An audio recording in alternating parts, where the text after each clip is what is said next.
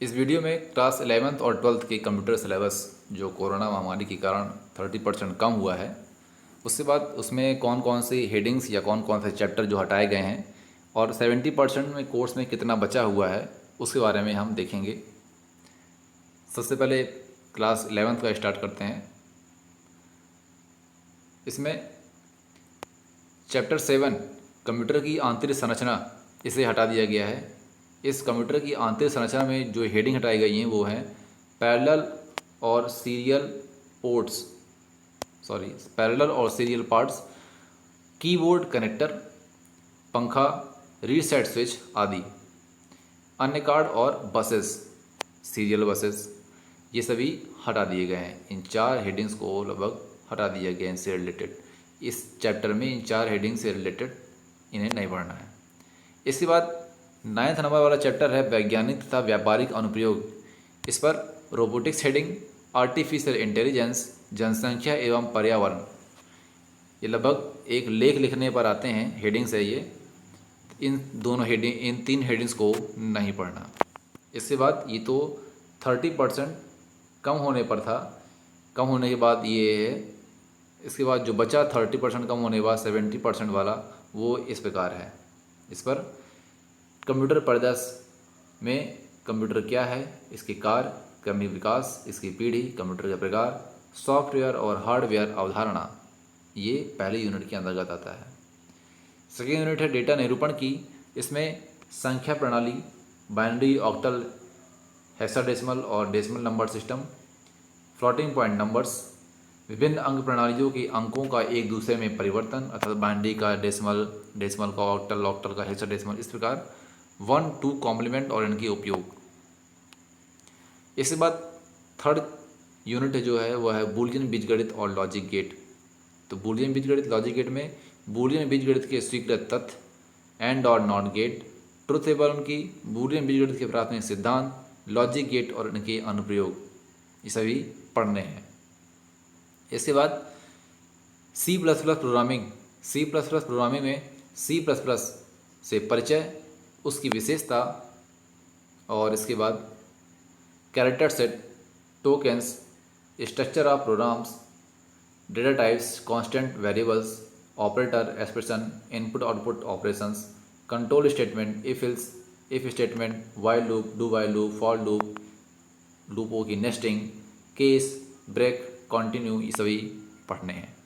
इसके बाद इसमें दिया है पाइथन भाषा, जो कि पहले भी कोर्स में नहीं थी और अभी भी नहीं है। C++ ही भाषा है, पाइथन भाषा नहीं है। तो इससे रिलेटेड ये सभी C++ से रिलेटेड हैं। इसके बाद जो 5-6 है माइक्रो प्रोसेसर चैप्टर 6 नंबर का। इसमें इसकी प्राथमिक अवधारणा, अर्थात माइक्रो प्रोसेसर हैं क्या, उसके बारे में जानना, उसका concept, एक्यूमुलेटर्स, register, program counter, stack pointer, ALU control आदि। माइक्रो प्रोसेसर का क्रमिक विकास, इनके बारे में इस चैप्टर में पढ़ता है। इसके बाद कंप्यूटर की आंतरिक संरचना, जैसे बताया था, इस चैप्टर में कुछ कुछ हेडिंग्स को हटा दिया गया है 30% में। जो 30% कटने बाद बची हैं वो हैं motherboard, power supply, computer cabinet. इसके बाद 8 नंबर वाले चैप्टर में सूचना प्रौद्योगिकी के मौलिक घटक, या अपने 10th क्लास में पढ़े होंगे।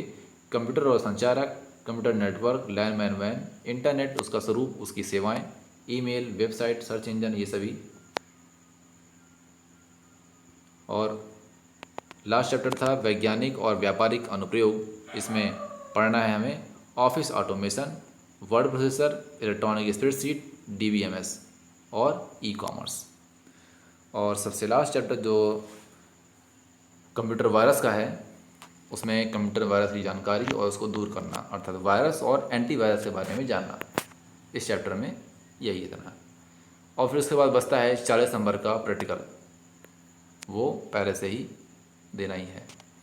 तो इस प्रकार ये 60 नंबर का 70% कोर्स, 60 नंबर का प्रश्न पत्र है और 40 नंबर का प्रैक्टिकल वाला पार्ट होता है। तो ये 11th क्लास का था। आगे है 12th क्लास के में जो 30% कोर्स कम हुआ है।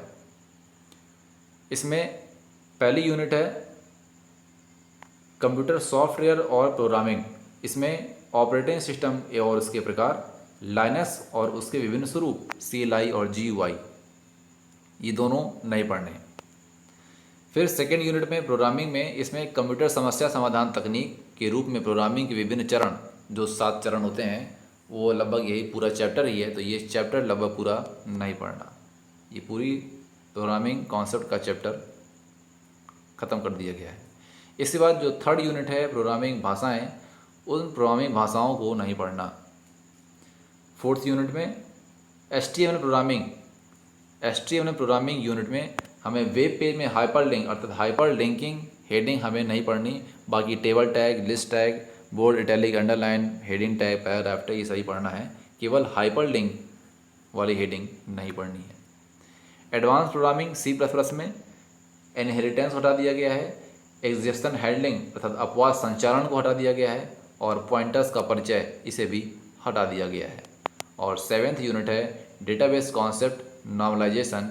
डेटाबेस कॉन्सेप्ट वाले चैप्टर में डेटाबेस की अवधारणा और नॉर्मलाइजेशन, इन 2 हेडिंग्स को पूरी तरह से हटा दिया गया है। तो अब ये तो 30% हटाया गया है, तो इसके बाद बचा क्या है अब, तो वो है ये रहा इधर 70% का पाठ्यक्रम इस प्रकार है। इसमें कंप्यूटर सॉफ्टवेयर और प्रोग्रामिंग में सॉफ्टवेयर से परिचय और सॉफ्टवेयर उसके प्रकार, केवल इतना ही है। सेकेंड यूनिट में एल्गोरिथम, फ्लो चार्ट, सूडोकोड और डिसीजन टेबल, ये 4 हेडिंग्स हैं। थर्ड यूनिट प्रोग्रामिंग भाषाएं, जिसमें लो लेवल लैंग्वेज, मशीनी assembly, high level compiler, interpreter, 4th generation अर्थात 4GL, ये सही पढ़नी है। इसके बाद फोर्थ यूनिट है HTML प्रोग्रामिंग। HTML प्रोग्रामिंग में वेब पेज, वेबसाइट की अवधारणा और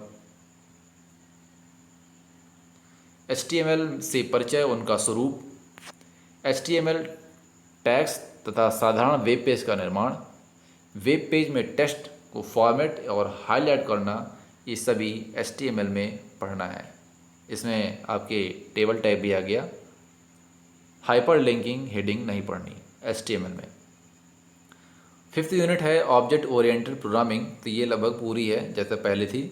ऑब्जेक्ट ओरिएंटेड प्रोग्रामिंग से परिचय, ऑब्जेक्ट ओरिएंटेड प्रोग्रामिंग की आवश्यकता, इसके लक्षण, इसके elements, class, object inheritance, operator, overloading आदि से परिचय, ये सब ऑब्जेक्ट ओरिएंटेड प्रोग्रामिंग के एलिमेंट्स हैं। Class, object inheritance, operator, overloading, ये सभी ऑब्जेक्ट ओरिएंटेड प्रोग्रामिंग के तत्व हैं। स्ट्रक्चर प्रोग्रामिंग और ऑब्जेक्ट ओरिएंटेड प्रोग्रामिंग में अंतर, ये भी पढ़ना है। इसके बाद 6th यूनिट में C++ में एडवांस प्रोग्रामिंग में हम classes, object, constructor, destructor, function overloading, array, string, ये सही पढ़ने हैं।